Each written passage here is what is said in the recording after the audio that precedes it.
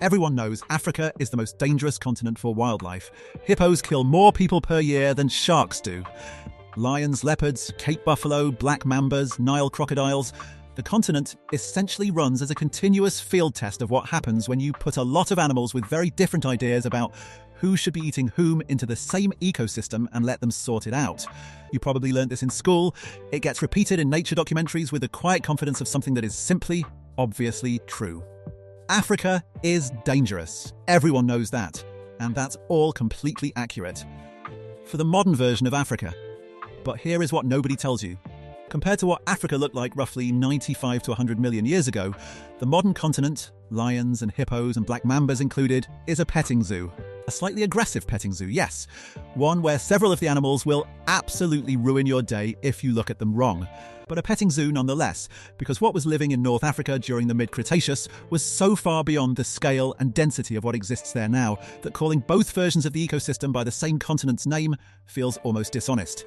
There was a river delta system in what is now Morocco and Algeria that paleontologists have gone on record describing as possibly the most dangerous place to be in the entire history of life on Earth. Not the most dangerous place in Africa, not the most dangerous place in the Cretaceous, the most dangerous place in the history of life on Earth. Full stop. And the animal at the top of that system, the one that made everything else in the ecosystem nervous, is what we are here to talk about today. Welcome to Prehistoric Explained. To understand how any of this is possible, we need to go back, way back, specifically to the Cenomanian age of the late Cretaceous period, roughly 95 to 100 million years ago. Because the Africa of that time was not the Africa of today in any meaningful geographic, climatic, or ecological sense. The continents were in completely different positions.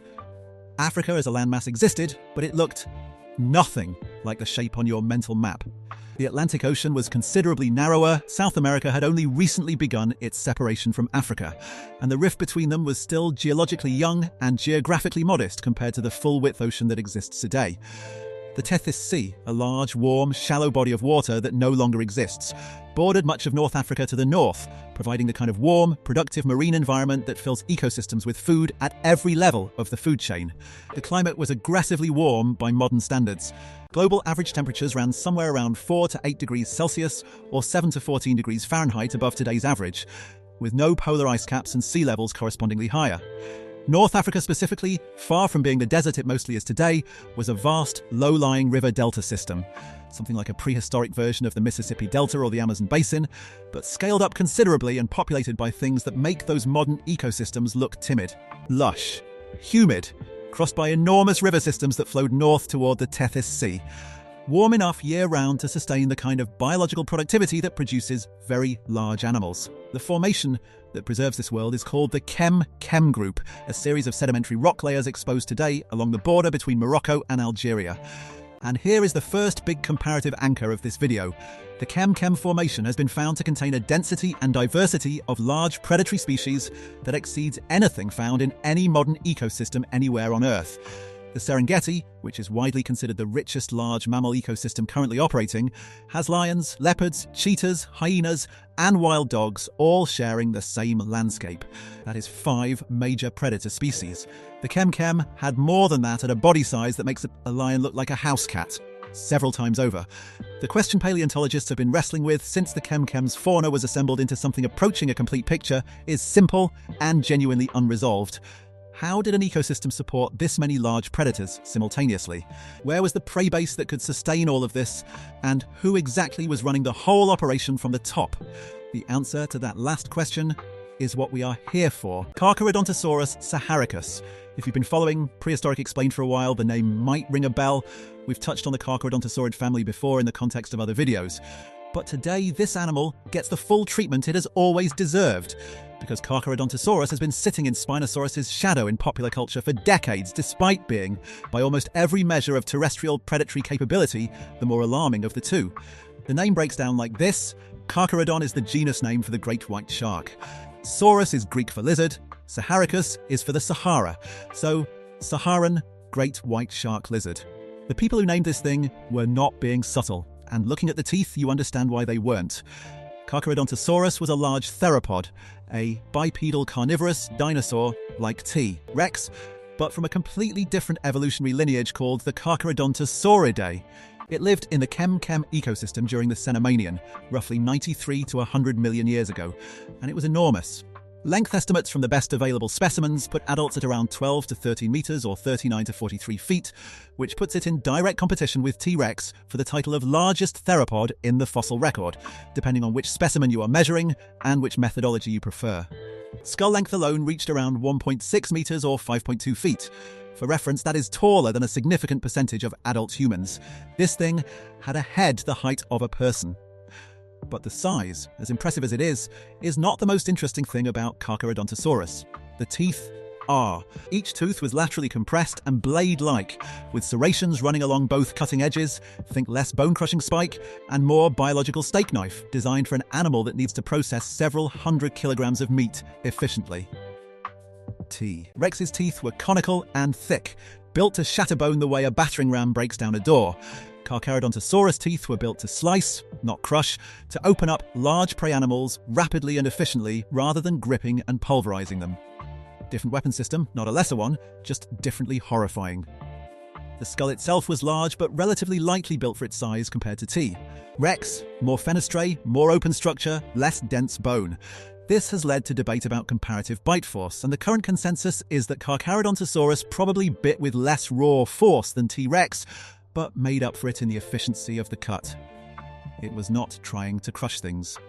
It was trying to open them up quickly and extensively, which, when you are hunting prey in the 10 to 30 ton range, is arguably the more practical approach. Now here is the weight, that's weird moment for this section, and it is a good one. Despite the fact that we are talking about one of the largest predatory dinosaurs ever found, the original Carcharodontosaurus material, discovered in Egypt by German paleontologist Ernst Stromer in the early 20th century, was destroyed in 1944 when Allied bombing raids during World War II hit the Munich museum where it was stored. The specimens that established Carcharodontosaurus as a species that Stromer had spent years collecting and describing in North Africa were gone. For decades, one of the largest predatory dinosaurs that ever lived was known primarily from scientific descriptions and drawings of material that no longer physically existed. It wasn't until 1996 that new specimens were found in Morocco by Paul Sereno's team, essentially allowing the scientific community to reacquaint itself with an animal it had technically known about since the 1910s, but couldn't actually study properly. Carcharodontosaurus is, among its many distinctions, a dinosaur that was rediscovered. Here is the thing about the Chem-Chem ecosystem that should probably come with a warning label. Carcharodontosaurus was not even the only enormous predator in it, not even close. Sharing the same river delta system at the same time was Spinosaurus aegyptiacus, the longest theropod dinosaur currently known to science, at an estimated 14 meters or 46 feet from nose to tail. Now, Spinosaurus was primarily a fish specialist. Its skull was elongated and narrow, its teeth conical and interlocking like a crocodile's, its body adapted for semi-aquatic existence in ways that Carcharodontosaurus was not. There is strong evidence it spent significant time wading in and around the river systems of the Chem-Chem, hunting the enormous fish that shared the delta with it. So while Spinosaurus and Carcharodontosaurus shared the same ecosystem, they were probably not competing directly for the same prey most of the time, more like two very large predators who had politely agreed to eat different things and not look at each other too aggressively. Whether that agreement held all the time is a different question, and the fossil evidence for at least some degree of interaction is there. And then there was Deltadromeus agilis, a large, lightly built theropod also from the Chem-Chem, reaching around 8 meters or 26 feet in length. Deltadromeus was not the apex predator of this system, but it was fast, it was long-limbed, in a way that suggests genuine speed relative to its body size, and it was absolutely large enough to make decisions about what it was going to eat on a given day. Imagine a mid-Cretaceous African ecosystem where the third largest predator is an 8-meter or 26-foot fast-moving theropod, and that barely registers as noteworthy because everything above it in the food chain is so much worse. In the water and along the river margins, things were not more relaxed.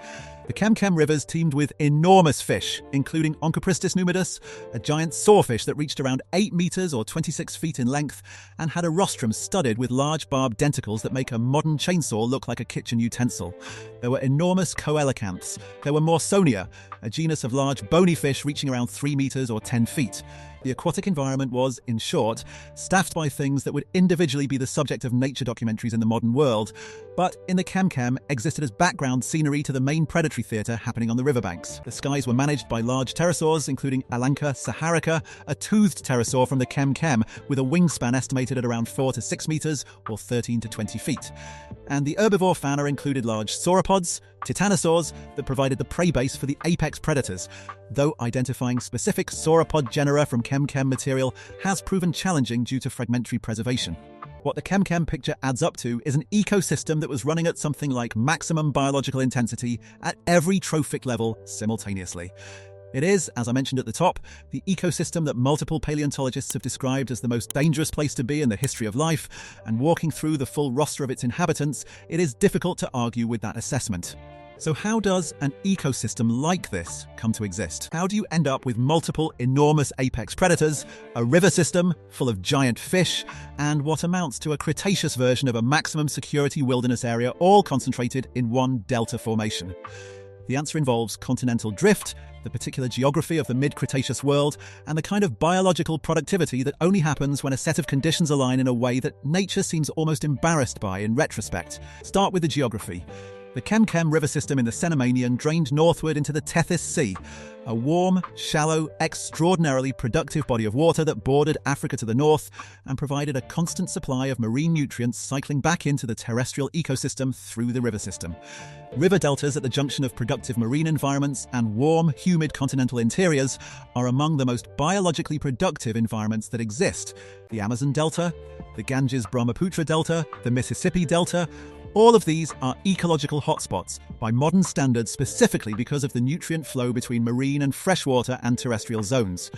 The Kem Delta, operating in a warmer world with higher atmospheric CO2 levels, roughly 4 to 8 times modern concentrations and consequently higher plant productivity, was running this same process at a significantly amplified level. The warmth matters enormously here. In a world 4 to 8 degrees Celsius or 7 to 14 degrees Fahrenheit warmer than today, with no polar ice acting as a planetary heat sink, the tropics were not dramatically hotter than they are now. They were already warm, and there is a ceiling to how warm a tropical environment can get before it becomes uninhabitable. But the temperate and subtropical zones extended much further poleward, meaning the productive warm climate belt that now exists primarily between the tropics was significantly wider. More of the planet was running at tropical equivalent productivity. North Africa, today largely arid and dominated by the Sahara, was in the deep tropics during the Cenomanian, wet, warm, vegetated and biologically productive in a way that the modern continent only approaches in the rainforest zones of Central Africa. The isolation of Africa during this period also played a role. The Cretaceous African landmass was partially isolated by the Tethys Sea to the north and the increasingly wide South Atlantic to the west. Fauna was not freely exchanging with North America or Eurasia the way it does in more connected continental configurations. Isolation, as we have discussed on this channel before, is a mandate for evolutionary experimentation. When a fauna runs in relative isolation for tens of millions of years with a productive environment and no reset from outside competition, the predators that develop are calibrated specifically to the prey that has co-evolved with them. Carcharodontosaurus was not an accident. It was the output of tens of millions of years of evolutionary arms racing between increasingly large sauropods and the predators trying to eat them, running in a warm, productive, semi-isolated system with no outside interference. And the fish. The Kem rivers were extraordinary, and this is important because enormous fish are what sustains enormous semi-aquatic predators, which is what Spinosaurus was. The productivity of the river system, fed by the Tethys marine environment to the north and the warm, humid continental interior to the south, produced fish at a scale that could sustain a 14-meter or 46-foot, primarily piscivorous theropod. Remove the fish productivity and you lose Spinosaurus from the ecosystem. Keep it, and suddenly you have a river system that is simultaneously maintaining a giant fish-eating theropod and a giant terrestrial apex predator, using different parts of the same environment and different parts of the same prey base. The ecosystem was large enough and productive enough to afford both. Understanding Carcharodontosaurus as the apex predator of the Kem requires understanding what apex predation actually looked like in this environment, because despite the trope that large predatory dinosaurs were solitary, purely reactive ambush hunters waiting for prey to wander past, the ecological reality of being the largest terrestrial predator in a system with enormous sauropod prey was considerably more complicated than that. Carcharodontosaurus was almost certainly an active hunter rather than a passive scavenger, though like all large predators it would have taken advantage of carcasses when available. Energy is energy, and an animal that burns the kind of calories required to run a 12 to 13 metre or 39 to 43 foot body is not going to turn down a free meal on principle.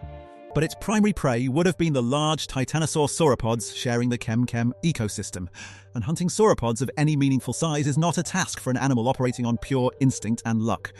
The large Carcharodontosaurids, and there is bone-bed evidence from related genera in South America, particularly Mappasaurus, suggesting that gregarious behaviour around large prey was at least possible in this family, may have operated in loose associations when hunting prey too large to take down individually. Whether this constitutes true coordinated pack hunting or something more opportunistic is still debated, and I want to be clear that the evidence for Carcharodontosaurus specifically doing this is indirect. But the prey available in the chem-chem demanded either that strategy or a very careful selection of vulnerable individuals, juveniles, the old, the injured. The blade-like teeth tell us something specific about the hunting strategy. Carcharodontosaurus was not built to crush through the structural skeleton of its prey the way T-Rex was. It was built to open up large prey animals by cutting through muscle and organ tissue rapidly and extensively, a hunting approach more analogous to how large cats kill today, creating tissue damage that incapacitates prey through blood loss and shock rather than skeletal destruction. On an animal the size of a titanosaur sauropod, this makes sense, you cannot bite through the spine of a 20 to 30 ton or 44 to 66,000 pound animal. But you can disable it by targeting the soft tissue of the neck, the flanks, the legs, and then stepping back and waiting. It is not a clean strategy, it is an effective one. We know Carcharodontosaurus was real and operating in this ecosystem from multiple lines of evidence. Teeth, those distinctive blade-like serrated specimens, have been found throughout the chem-chem deposits. Fragmentary skull and postcranial material recovered by Serino's team in 1996 and subsequent expeditions has allowed reasonably confident body size estimates and confirms the animal's presence. Bite marks consistent with large theropod dentition have been found on sauropod bones from the formation.